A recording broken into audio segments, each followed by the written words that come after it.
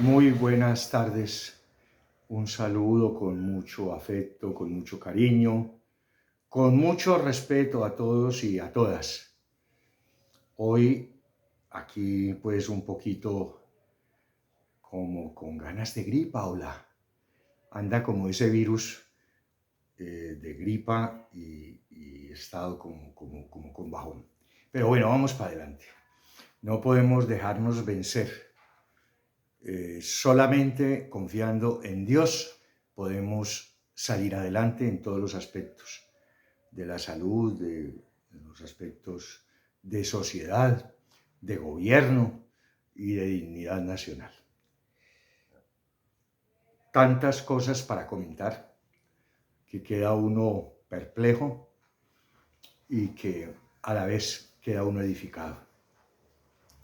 Presidente Gustavo Petro, qué bonito el gesto con el joven que en Twitter subió un video diciendo que te mataba, que si te veía te mataba. Qué gesto tan bello, qué buen ejemplo da Gustavo Petro Orrego, presidente constitucional de Colombia. Qué buen ejemplo da usted a un país que lo único que hace es ofrecer plomo. Bala es lo único que hay. Bala desde los sectores armados de la izquierda, guerrilleros, todo este cosa, y desde los grupos de derecha, paramilitares y oficinas de narcotráfico. Bala es lo único que hay. Esa fue una frase que se oyó de un patriota. Es un patriota en la plaza de Bolívar, creo, en una marcha, no sé, en Medellín, perdón, fue eso hace un tiempo, en una marcha de la Colombia humana, de la izquierda, algo así. Plomo es lo que hay, claro. Un país de estos cargado de violencia desde la misma familia, porque el génesis de una persona violenta está en la familia, allí, en ese núcleo familiar. Y saber de ese joven que, abandonado de sus padres, que no sabía ni leer ni escribir, este joven ofrecer asesinar, la salida a toda la problemática de él mismo y hacia el futuro, es lo que uno le hace pensar de la necesidad de educar al pueblo y de tener mucho cuidado. Y esto es una recomendación, yo no soy ni médico, no soy médico, pero soy cura. Y en el caminar de uno, de su ministerio sacerdotal, le ha tocado aprender en la práctica, digámoslo así, realidades humanas muy, muy contundentes. Todo el mundo en mi tiempo se oía decir, pues, es que usted tiene que criar bien a su hijo cuando está ya en uso de razón, de hablarle y no sé qué más. No. La crianza y la formación de los hijos en valores tiene que empezar al otro día que quedó embarazada. Y tiene que hacerlo usted, señora madre, y usted, señor papá. Cuando usted llegue, señor del trabajo, y su señora tiene 2 meses de embarazo, 3 meses, bueno, siéntese allí en el sofá, abrace a su mujer y comience a hablarle a esa criatura. Eso mismo haga la madre, háblele, dígale, tú vas a ser un niño muy culto y muy educado, vas a aprender a respetar, vas a amar mucho a Dios, si es que tú crees, ¿no? Tu papá y mamá crees, si no yo respeto eso. Vas a servirle mucho a la gente que necesita, al pobre, al desvalido. Vas a luchar para que en tu país no hayan derechas criminales y no regresen al país, al poder, quienes saquearon lo que era para ti y se lo robaron. Vas a ser un verdadero hombre o una verdadera mujer. Hablarle de eso. Mire, el respeto que tú tienes que tener, hijo o hija, porque no sabes de cuál es el sexo del feto. Ese respeto que tú tienes que tener por la diferencia religiosa, por la diferencia ideológica, política, por el color de la piel, de la raza, por la condición social. Háblele así, en esos términos, y haga como pausas para que como que el bebé conteste. Según lo dicen los grandes expertos en esas áreas, en la etapa del embarazo es la etapa decisiva para, lo dicen los sociólogos, psicólogos, lo dice para definir las conductas de esa persona cuando sea adulta. Y no se las podrá cambiar nadie, porque son cimentadas. Personas con valores, personas que nacieron en los hogares con amor, con amor. Puede que con pobreza y con exclusión y con todo esto, pero que hubo un amor. Pero eso hay que hacerlo desde el embarazo. Recuerdo que una vez, en una charla en Villa Gorgona, en una charla cuaresmal, hablábamos de eso. Y entonces se para pues una dama, una señora, y me dice: padre, pero por Dios, un niño no entiende a esa... Si de 7 años no te entiende, menos te va a entender, padre, de 4 o 5 meses de embarazo. Y eso es lo que nosotros pensamos en medio de nuestro ser, tal vez sin los conocimientos, pues le dije yo muy respetuosamente. Pero la formación de ese ser humano, de ese valor humano que usted quiere de su hijo, de su hija, que sean unas excelentes personas, lo tienes que empezar desde el día siguiente de la concepción. Así de sencillo. El niño comienza a recibir todos esos mensajes. Lo mismo que va a recibir todo lo que pasa en la casa, ¿no? El alegato que usted tuvo con su marido, cómo trató usted a su esposa, ¿sí? Todo eso, porque todo eso lo percibe el bebé. Y eso es lo que refleja hacia el futuro. Hace unos años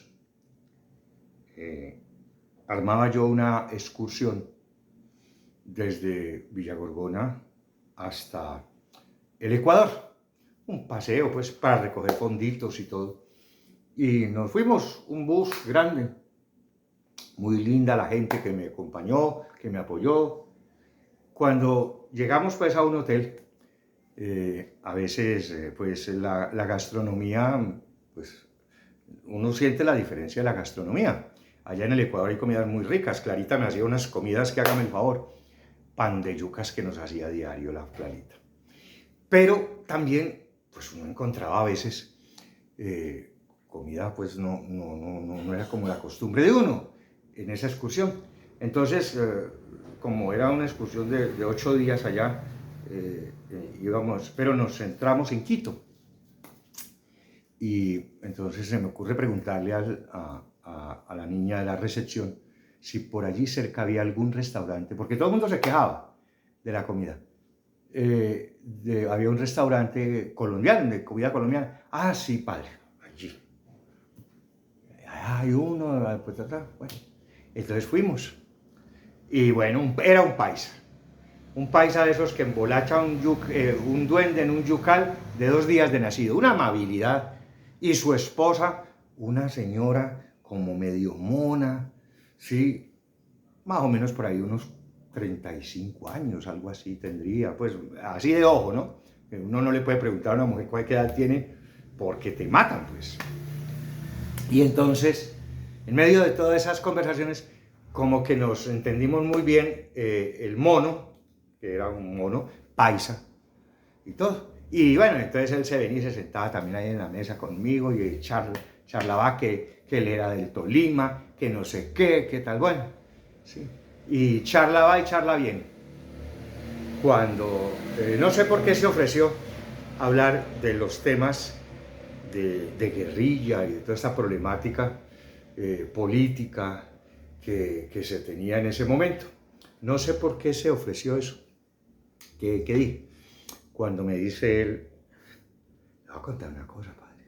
Pero venga, padre, sentémonos allí los dos en una mesa que me voy a confesar con usted. Me sacó de una mesa donde estaban unas señoras, unos señores que estaban conmigo en la excursión. Me sacó aparte. Padre, le voy a confesar la verdad. Mi esposa es hija de Tiro Fijo. Ay, paisa. Ve, vos, ustedes los paisas lo enredan, le pegan unos enredadas a uno que termina creyendo. No, padre, es cierto. Entonces la llamó. Venga, mija, traiga la cédula colombiana que tiene. Sí, Marulanda. Ya, pues Marulandas hay muchos. Y me dice ella, no, padre, sí. Mi padre es fulano de tal. Es Manuel Marulanda Vélez. Tiro Fijo. Y la historia de mi papá es muy triste. A mi papá le tocó ver matar a mi mamá en la violencia de los años 50, en Génova, Quindío. Ellos tenían una finca cafetera, ¿sí? Y allá vivían, y él estaba pequeño, el niño, cuando un día llegaron los pájaros. Ellos eran liberales, y llegaron los pájaros. Los pájaros eran las bandas conservadoras que Laureano Gómez, Mariano Ospina Pérez, ¿sí?, le mandaban armas desde el Directorio Nacional Conservador al Directorio Departamental Conservador de Cali, y ellos la mandaban a los municipios. Entonces me decía ella, no, sí, mi padre, él es mi padre, padre, ¿eso es cierto o no? Lo que pasa es que pues yo me cuido mucho de mencionar eso porque, imagínense, mi papá metido allá en la guerrilla y todo, y yo ya no tengo contacto con él. A mi papá entonces, ese día que llegaron allá a la finca los bandoleros, cogieron a la mamá, a mi abuela, padre, estaba en embarazo, como que tenía 6 meses de embarazo, y la acostaron en una mesa donde comían los trabajadores cuando iban a cosechar el café. La acostaron y con un cuchillo le abrieron el estómago y sacaron un fetico, y mi hermanito, mi papá, que era el niño que estaba allá, se había volado y se había escondido debajo de un palo de café. Al frente estaba la escena de la casa y vio cómo mataron a su papá, cómo mataron a sus hermanos, cómo asesinaron a su mamá y al bebé que tenía en el vientre. Oiga, la chusma conservadora de esa época. Bueno, y entonces lo cogieron, padre, estoy escuchándola, lo cogieron y le abrieron esto y tiraron el bebé así con una bayoneta, lo recibieron y quedó ensartadito. Mamá murió, la mamá, la abuela. Y mi papá cogió un odio hacia los conservadores aterrador. Y se fueron de allí, él se fue, él quedó a la deriva y pues lo recogió una familia, lo acabó de criar, y cuando él ya tenía medio alas, en su rebeldía, en su rabia, en ese dolor de tocar ver presenciar masacrar su familia por los tan santos, los godos de esa época. Qué gente tan buena, ¿no? Qué dirigentes tan sanos. Laureano Gómez yendo a la misa allá, bien devoto y todo. Perverso, una sociedad perversa. Y así nacieron las FARC. Con 6 o 7 que se fueron al monte a combatir a la chusma esa conservadora, liberal, sí, conservadora, y a combatir ya después con una ideología comunista, marxista-leninista, a hacer el combate por la liberación de Colombia. Lástima que perdieron el horizonte y terminaron en lo que hemos visto, en qué han terminado hasta ahora las disidencias de las FARC y el ELN, lamentable, se olvidaron de todo eso. Entonces mire las consecuencias de una sociedad que conesta y que comulga con la violencia. Ese es el fruto. Entonces la guerrilla, me da mucha pena, señores, Andrés Pastrana, ay, esa porquería, el señor Germán Vargas Lleras, el señor Ay, hombre, por Dios. Todas señor Gaviria, todas esas escorias. Ay, y el más grande de todos los terroristas que ha tenido el mundo después de Diocleciano, Álvaro Uribe Vélez. La guerrilla no apareció porque los comunistas la formaron. La guerrilla apareció como el resultado de un puñado de hombrecitos, ¿sí? Y luego mujeres que fueron víctimas de ustedes, de sus antepasados, de esa puerca y sucia oligarquía colombiana, ¿sí? De la degradada oligarquía colombiana, como la llamaba el doctor Jorge Eliezer Gaitán. Estas historias es bueno compartirlas. Yo, por ejemplo, no sabía esa partecita de lo de Tiro Fijo. Y ya se puso a llorar. No pude volver a ver a mi papá. Yo me crié sin mi papá, prácticamente.